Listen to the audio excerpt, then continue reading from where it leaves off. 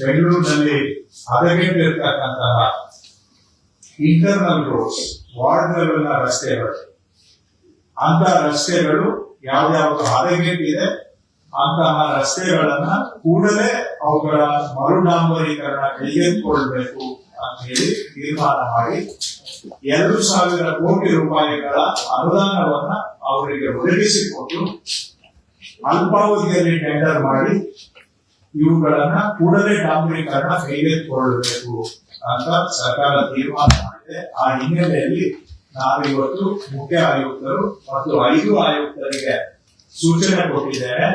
ಕೂಡಲೇ ಈ ರೀತಿಯ ರಸ್ತೆಗಳನ್ನ ಗುರುತಿಸಬೇಕು, ಅವುಗಳಿಗೆ ಅಂದಾಜು ಪಟ್ಟಿಯನ್ನ ತಯಾರು ಮಾಡಬೇಕು ಹಾಗೂ ಶಾರ್ಟ್ ಟರ್ಮ್ ಟೆಂಡರ್ ಮಾಡಬೇಕು ಮತ್ತು ಆದಷ್ಟು ಶೀಘ್ರವಾಗಿ ಇವುಗಳ ಕೆಲಸವನ್ನು ಕೂಡ ಆರಂಭ ಮಾಡಬೇಕು.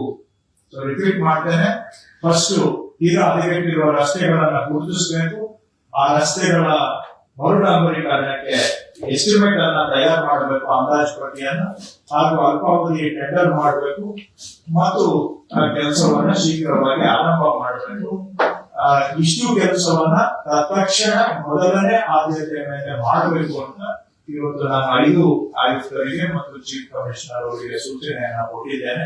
ಹೊಸ ಸರ್ಕಾರ ಬಂದ ಕೂಡಲೇ ಜನಗಳ ನಿರೀಕ್ಷೆ ಅಪಾರವಾಗಿದೆ, ಬೆಂಗಳೂರಿನ ಜನಗಳ ನಿರೀಕ್ಷೆಯೂ ಕೂಡ ಇದೆ. ಆ ಜನಗಳ ನಿರೀಕ್ಷೆಗೆ ತಕ್ಕ ಹಾಗೆ ಸರ್ಕಾರ ಕೆಲಸ ಮಾಡಬೇಕು ಅನ್ನೋ ಒಂದು ಹಿನ್ನೆಲೆಯಲ್ಲಿ ಈ ತೀರ್ಮಾನವನ್ನ ಸರ್ಕಾರ ತೆಗೆದುಕೊಂಡು 2,000 ಕೋಟಿ ರೂಪಾಯಿಗಳನ್ನ ಈ ಕೆಲಸಕ್ಕೆ ನಾವು ಅನುದಾನವನ್ನ ಒದಗಿಸಿಕೊಡ್ತಾ ಇದ್ದೇವೆ. ಇದು ಮುಖ್ಯ ರಸ್ತೆಗಳನ್ನ ಹೊರತುಪಡಿಸಿ, ಆರ್ಟಿರಿಯಲ್ ಸಬ್ ಆರ್ಟಿರಿಯಲ್ ರೋಡ್ಸ್ ಅನ್ನ ಹೊರತುಪಡಿಸಿ ಇಂಟರ್ನಲ್ ರೋಡ್ಸ್ ಏನ್ ಹಾಳಾಗಿದ್ದಾವೆ ಅದಕ್ಕೆ ಆದ್ಯತೆ ಕೊಡ್ಬೇಕು. ಎಲ್ಲಾದ್ರೂ ಕೆಲವು ಕ್ಷೇತ್ರದಲ್ಲಿ ಆರ್ಟಿರಿಯಲ್ ರೋಡ್ಸ್ ತಗೊಳ್ಳೋಗಿದ್ರು ನಮ್ದೇನು ಅದ್ರ ಬಗ್ಗೆ ತಕರಾರಿಲ್ಲ, ಬಟ್ ಪ್ರಯಾರಿಟಿ ಇಂಟರ್ನಲ್ ರೋಡ್ಸ್ಗೆ ಅಂತ ನಾವು ಸೂಚನೆಯನ್ನ ಕೊಟ್ಟಿದ್ದೇವೆ. ಸೊ ಎರಡನೇದು ಮುಖ್ಯವಾಗಿ ಇವತ್ತು ಸುದೀರ್ಘವಾಗಿ ಚರ್ಚೆ ಆಗಿದ್ದು ಕಸ ನಿರ್ವಹಣೆ ಬಗ್ಗೆ. ನಾನೇನು ಅದ್ರ ಬಗ್ಗೆ ಹೆಚ್ಚಿಗೆ ತಮಗೆ ಹೇಳೋದು ಬೇಕಾಗಿಲ್ಲ, ಯಾಕಂದ್ರೆ ಬೆಂಗಳೂರಲ್ಲಿ ಕಸ ನಿರ್ವಹಣೆ ಬಗ್ಗೆ ಬಹಳ ಚರ್ಚೆ ಪ್ರತಿನಿತ್ಯ ಆಗ್ತಾನೆ ಇರುವಂತ ವಿಷಯ. ಸೊ ಸಮಸ್ಯೆ ಬಗ್ಗೆ ನಿಮ್ಗೆ ನಾನು ಹೆಚ್ಚು ಹೇಳುವ ಅವಶ್ಯಕತೆ ಇಲ್ಲ ಅಂತ ನಾನು ಭಾವಿಸ್ಕೊಳ್ತೇನೆ. ಪರಿಹಾರ ಕ್ರಮಗಳ ಬಗ್ಗೆ ಇವತ್ತು ನಾವು ಚರ್ಚೆ ಮಾಡಿದ್ದೇವೆ. ತತ್ಕ್ಷಣ ಈಗ ಹೊಸ ಟೆಂಡರ್ ಆಗಿದೆ, ಅದನ್ನ ಅನುಷ್ಠಾನ ಚರ್ಚೆಗಳು ನಡೀತಾ ಇದೆ, ಅದು ಅನುಷ್ಠಾನ ಬರೋವರೆಗೂ ಕೂಡ ನಾವು ಕಾಯಲಿಕ್ಕೂ ಆಗೋದಿಲ್ಲ.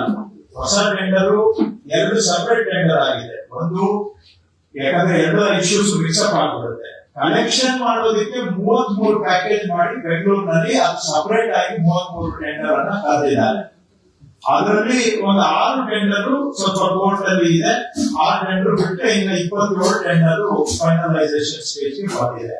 ರಿಪೀಟ್ ಮಾಡ್ತೇನೆ, ಕಲೆಕ್ಷನ್ ಮಾಡೋದಕ್ಕೆ ಇಡೀ ಬೆಂಗಳೂರಿನಲ್ಲಿ ಒಂದು 33 ಪ್ಯಾಕೇಜ್ ಅನ್ನ ಮಾಡಿ ಏರಿಯಾ ವೈಸ್ 33 ಟೆಂಡರ್ ಆಗಿದೆ. ಒಂದು 6 ಮಾತ್ರ ಕೋರ್ಟ್ ನಲ್ಲಿದೆ. ಇನ್ನು ಉಳಿದಂತವುಗಳನ್ನ ಅಂತಿಮ ತೀರ್ಮಾನ ತೆಗೆದುಕೊಳ್ಳುವ ಹಂತಕ್ಕೆ ಬಂದಿದೆ.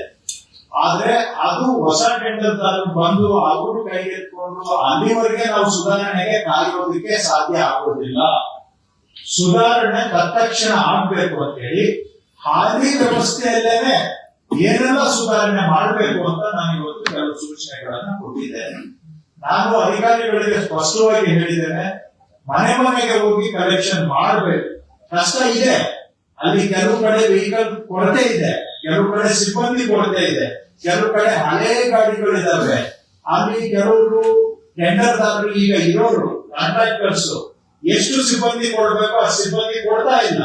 ಆ ವೆಹಿಕಲ್ಗಳಿಗೆ ಒಂದಕ್ಕೂ GPS ಇಲ್ಲ, ಯಾವ ವೆಹಿಕಲ್ಗೂ GPS ಇಲ್ಲ. GPS ಮ್ಯಾಂಡೇಟರಿ ಅಂತ ಹೈಕೋರ್ಟ್ ಹೇಳಿದೆ, ಆದ್ರೆ ಈಗಿರೋ ವೆಹಿಕಲ್ಗಳಲ್ಲಿ ಯಾವುದರಲ್ಲೂ GPS ಇಲ್ಲ. ಮೆಜಾರಿಟಿ ವೆಹಿಕಲ್ಗಳಲ್ಲಿ ಯಾವ್ದು ಅಲ್ಲಿ ಇಲ್ಲಿ ಒಂದು ಇರಬಹುದು, ಯಾವುದರಲ್ಲೂ ಇಲ್ಲ ಕಾಣುತ್ತೆ.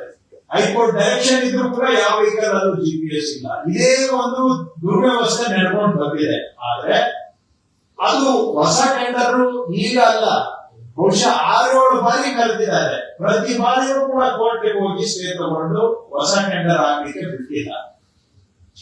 ಆದ್ರೂ ಕೂಡ ಈಗ ಹಾಲಿ ಇರುವ ವ್ಯವಸ್ಥೆಯಲ್ಲೇ ಸುಧಾರಣೆ ತರಬೇಕು. ಹೊಸ ಟೆಂಡರ್ ಅವರಿಗೆ ನಾವು ಫೈನಲ್ ಆಗಿ ವರ್ಕ್ ಆರ್ಡರ್ ಕೊಡಕ್ಕೆ ಈಗ 15 ದಿನ ಆಗುತ್ತೋ 1 ತಿಂಗಳಾಗುತ್ತೋ ಗೊತ್ತಿಲ್ಲ. ಆದ್ರೆ ಅಲ್ಲಿವರೆಗೂ ನಾವು ಕಾಯದೆ ತತ್ಕ್ಷಣ ಸುಧಾರಣೆ ಆಗ್ಬೇಕು ಅಂತ ಹೇಳಿದ್ರೆ ನಮ್ಮ ಹಾಲಿ ಸಿಸ್ಟಮ್ ಏನಿದೆ ಈಗ ಕಸ ಸಂಗ್ರಹಣೆ ವ್ಯವಸ್ಥೆ, ಇದು ಇನ್ನಷ್ಟು ನಾವು ತೀಕ್ಷ್ಣವಾಗಿ ಅದನ್ನ ಅನುಷ್ಠಾನ ಮಾಡಬೇಕು.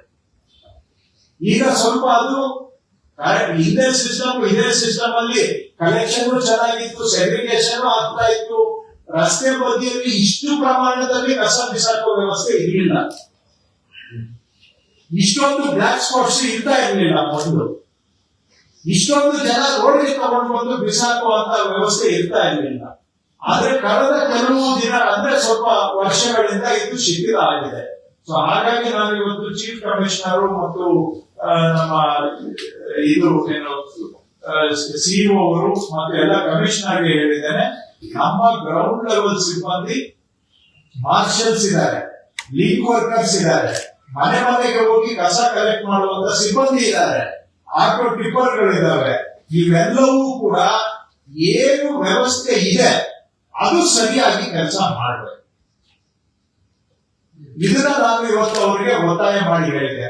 ಮತ್ತೆ ಅವರಿಗೆ ನಾನು ಒಂದು ಸ್ವಲ್ಪ ಎಚ್ಚರಿಕೆಯನ್ನು ಕೂಡ ಕೊಟ್ಟಿದ್ದೇನೆ. ನಾನು ಫೀಲ್ಡ್ಗೆ ಬರೋದಕ್ಕೆ ಶುರುವಾದ್ಮೇಲೆ ಫೀಲ್ಡ್ ಅಲ್ಲಿ ಏನಾದರೂ ಇವರು ಸಮರ್ಪಕವಾಗಿ ಕೆಲಸ ಮಾಡದೇ ಇರುವಂತಹದ್ದು ಕಂಡು ಬಂದ್ರೆ ಆವಾಗ ಅವರು ಅದಕ್ಕೆ ಆಕ್ಷನ್ ಅನ್ನು ಕೂಡ ಅವರು ಫೇಸ್ ಮಾಡಬೇಕಾಗುತ್ತೆ ಅನ್ನುವಂತ ಎಚ್ಚರಿಕೆಯನ್ನು ಅವರಿಗೆ ಕೊಟ್ಟಿದ್ದಾರೆ. ನನ್ನ ಪ್ರಕಾರ ನಮ್ಮ ಇರುವಂತಹ ವ್ಯವಸ್ಥೆ ಸರಿಯಾಗಿ ಕೆಲಸ ಮಾಡಿದ್ರೆ ಒಂದು 50% ಅಂತೂ ಸುಧಾರಣೆ ತರಲಿಕ್ಕೆ ಅವಕಾಶ ಇದೆ. 50% ಸುಧಾರಣೆ ಆಗುತ್ತೆ. ಅವರು ಮನೆ ಮನೆಗೆ ಹೋಗಿ ಕಲೆಕ್ಷನ್ ಮಾಡಬೇಕು, ಕೊಟ್ಟಿರೋ ಟೈಮ್ ಅಲ್ಲಿ ಕಲೆಕ್ಷನ್ ಮಾಡಬೇಕು. ಕೆಲವು ಕಡೆ ಆ ಬೀದಿಗಳಿಗೆ ಹೋಗ್ತಾ ಇಲ್ಲ, ಅಂತ ಸಂದರ್ಭದಲ್ಲಿ ಜನ ತಂದು ಅಲ್ಲಿ ಇಲ್ಲಿ ಬಿಸಾಕ್ತಾರೆ, ಟೈಮ್ಗೆ ಹೋಗ್ತಾ ಇಲ್ಲ. ಕೆಲವು ದಿನ ಕೆಲವು ವೆಹಿಕಲ್ಸ್ ಬರೋದಿಲ್ಲ, ಸಿಬ್ಬಂದಿನೇ ಬರೋದಿಲ್ಲ.